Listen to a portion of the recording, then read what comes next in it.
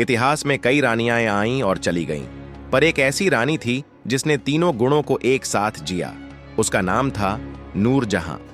वो सिर्फ एक बेगम नहीं थी, वो एक शासक थी, एक कलाकार थी, एक योद्धा थी, और सबसे बड़ी बात, वो एक औरत थी जिसने मुगल सल्तनत की बागडोर खुद अपने हाथों में थाम ली थी। नूरजहां का असली नाम था मेहरुन्निसा। वो 1577 में एक फारसी परिवार में पैदा हुई थी जो भारत में शरण लेने आया था। उसके पिता मिर्जा गियास बेग अकबर के दरबार में एक साधारण मुलाजिम थे। मेहरुन्निसा एक खूबसूरत लड़की थी, पर उसकी खूबसूरती उसकी सबसे बड़ी ताकत नहीं थी। उसमें तेज दिमाग, कलात्मकता और नेतृत्व की चमक थी। वो कविता लिखती थी, कपड़े डिजाइन करती थी और राजनीति में गहरी रुचि रखती थी। उस समय के लिए यह असामान्य था। 16 साल की उम्र में उसकी शादी अली कुली नामक एक सैनिक से कर दी गई, जो बाद में बंगाल में एक अफसर बना। मेहरुन्निसा की यह शादी खुशहाल नहीं थी। पति ने उसे एक पुरुष की छाया बनने पर मजबूर किया, लेकिन उसकी आत्मा कभी झुकी नहीं। वो बुरी स्थितियों में भी खुद को शिक्षित करती रही और अपनी बेटी लाडली बेगम के लिए एक बेहतर भविष्य का सपना देखती रही। कहते हैं, शाहजादा सलीम, जो आगे चलकर बादशाह जहांगीर बना, ने पहली बार मेहरुन्निसा को दरबार में देखा था। वो उस वक्त अकबर की बेगम रुकिया बेगम की सेवा में थी। कहते हैं कि उसकी चाल, उसकी आंखें और उसका आत्मविश्वास ही काफी था। जहांगीर उस पल से ही उसके प्रेम में पड़ गया, लेकिन किस्मत ने उन्हें तुरंत नहीं मिलाया। अली कुली की मौत के बाद ही यह रिश्ता संभव हो पाया। साल 1611 में मेहरुन्निसा और जहांगीर का विवाह हुआ। उसी दिन उसे नया नाम मिला, नूरजहां, यानी जहां की रोशनी।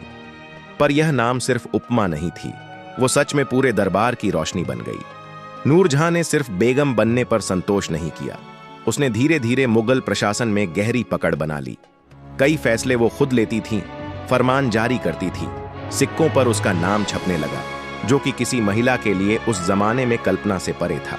इतिहास में लिखा गया कि जहांगीर अक्सर शराब और अफीम में लिप्त रहता था और नूरजहां ही दरबार की असली संचालिका बन चुकी थी। उसका दरबार में बोलबाला इतना था कि वजीर, सेनापति और राजदूत सभी उसकी राय से फैसले लिया करते। नूरजहां सिर्फ राजनीतिक रूप से ही नहीं, सांस्कृतिक रूप से भी बेहद प्रभावशाली थी। वो खुद कविता लिखती थीं, चित्रकारी करती थीं और शिल्प कला में माहिर थीं। उसका महल नूर महल कला और साहित्य का केंद्र बन चुका था।